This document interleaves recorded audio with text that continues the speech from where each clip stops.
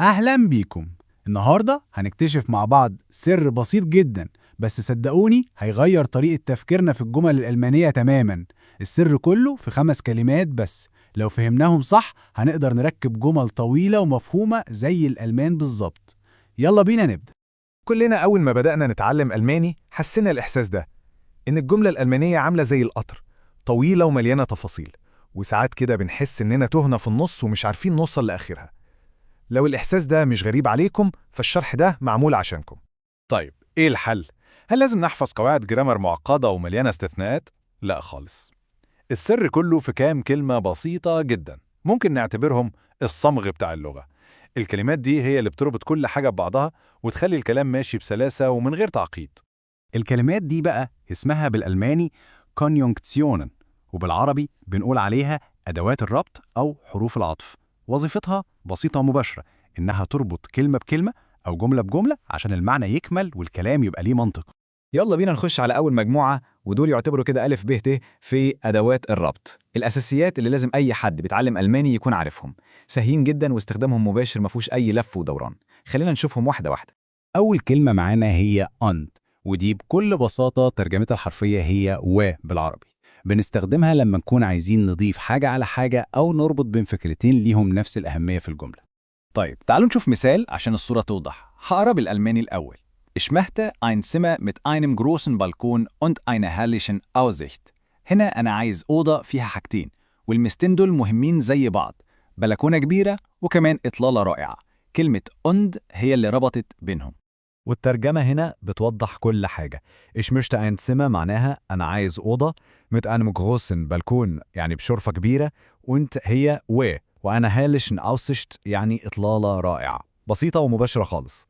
الأداة التانية هي أودر، ودي كمان سهلة قوي، معناها ببساطة أو. بنستخدمها لما نكون بنخير حد بين حاجتين أو بنتكلم عن اختيارين مختلفين. اسمعوا المثال ده. Ich möchte ein Ferienhaus mit einem schönen Garten oder einem großen Pool. هنا كأني بفكر بصوت عالي وبقول إني عايز بيت أجازة، يا إما يكون فيه حديقة جميلة أو يكون فيه حمام سباحة كبير. أودر هنا هي اللي وضحت إن ده اختيار بين حاجتين، والترجمة بتأكد الفكرة. Ich möchte ein Ferienhaus، أنا عايز بيت أجازة، mit einem schönen Garten، بحديقة جميلة، oder اللي هي أو einem großen Pool، يعني حمام سباحة كبير. واضح جدا إن الموضوع اختيار بين الاتنين. نيجي لتالت أداة أساسية معانا وهي aber، معناها ببساطة لكن. وركزوا معايا في النقطة دي. aber بتضيف معلومة فيها تناقض بسيط أو استدراك، بس الجزئين بتوع الجملة بيفضلوا صح. المعلومة الأولى صح والمعلومة التانية اللي بعدها برضو صح. شوفوا المثال ده. Ich möchte ein ruhiges Zimmer، aber mit einer herrlichen Aussicht. هنا أنا عايز أوضة هادية وده طلب، لكن في نفس الوقت أنا عايزها تكون بإطلالة رائعة.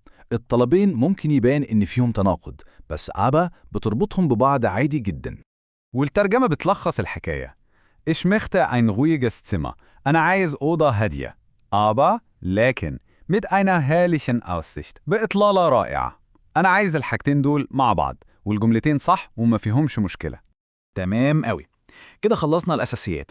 دلوقتي خلينا نخش على أداتين تانيين ممكن يكونوا محتاجين سن التركيز، بس هم دول اللي فعلا بيفرقوا وبيخلوا الكلام مستواه أعلى. الأداتين دول هم دن وزاندرن. نبدأ بالدن. دي سهلة ومباشرة ومعناها لأن. بنستخدمها إمتى؟ لما نقول حاجة وبعدين نوضح السبب أو التبرير بتاعها. هي ببساطة بتجاوب على سؤال ليه. في المثال ده الجملة بتقول Ich bleibe im Hotel Seeblick, denn ich möchte ein Zimmer mit einer herrlichen Aussicht. الجزء الأول هو القرار، أنا هقعد في فندق سيبليك. والجزء التاني هو السبب اللي بتشرحه كلمة دن. والترجمة هنا موضحة علاقة السبب بالنتيجة. أنا هقعد في الفندق ده ليه؟ then لأن أنا عايز أوضة بإطلالة رائعة، والفندق ده غالباً معروف بالميزة دي. then ربطت القرار بالسبب بتاعه. نيجي بقى لآخر أداة معانا والمهمة جدا، زمنا. دي معناها أقرب حاجة ليها بالعربي هي بل أو وإنما. أهم معلومة لازم نعرفها عن سندرن وركزوا قوي إنها لازم، وأكرر لازم، تيجي بعد جملة فيها نفي، وظيفتها إنها تصلح المعلومة الغلط اللي اتقالت في الأول. اسمعوا المثال ده بتركيز.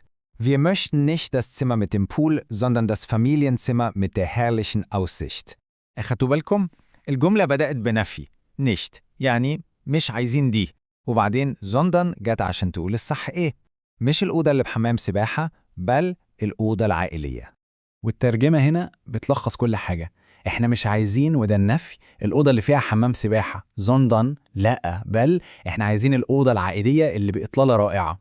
هنا زوندن مش بتضيف معلومة، دي بتصحح معلومة كانت هتتفهم غلط. طيب عشان ما نتلخبطش، ايه الفرق الجوهري بين آبا وزوندا؟ دي نقطة مهمة. باختصار شديد، مع آبا الحاجتين صح، أنا عايز أوضة هادية لكن برضو عايزها بإطلالة حلوة. الطلبين موجودين. أما زوندن فدي بتيجي عشان تصلح غلط، هي بتلغي المعلومة الأولى المنفية تماما، مش عايز ده بل عايز ده، ولازم تيجي بعد نفي. هو ده الفرق الأساسي. دلوقتي بعد ما عرفنا ال5 أدوات، فاضل نصيحة أخيرة، تريكاية كده هتخلي كلامكم يبان طبيعي أكتر ومفيهوش حشو. دي حركة الألمان بيعملوها دايماً عشان يخلوا كلامهم مختصر ومفيد. بصوا على المثال ده. الجملة الأولى طويلة وفيها تكرار يزهق. ماكس möchte kein Kuchen sondern Max möchte ein Eis. بنكرر الفاعل ماكس والفاعل möchte. الألمان ما بيتكلموش كده. الصح والأشيك إننا نحذف التكرار ونقولها بالشكل المختصر ده. ماكس möchte kein Kuchen sondern ein Eis. معناها ماكس مش عايز كيكة بل عايز آيس كريم. ده بيخلي الجملة أسرع وأكتر سلاسة. وبكده نكون غطينا ال5 أدوات السحرية. نراجعهم بسرعة. عشان نربط حاجتين ببعض بنستخدم und. عشان نختار بين حاجتين بنستخدم oder. لو هنضيف معلومة مناقضة بس صحيحة بنستخدم aber. لو هنقدم سبب بنقول denn. وأخيراً لو هنصلح معلومة غلط بعد نفي بنستخدم zonda. لو الشرح ده كان مفيد ليكم ما تنسوش تعملوا لايك وتشتركوا في القناة وتفعلوا الجرس، عشان ده بيساعد جدا إن الشروحات الجديدة توصلكم أول بأول. أشوفكم في الشرح اللي جاي.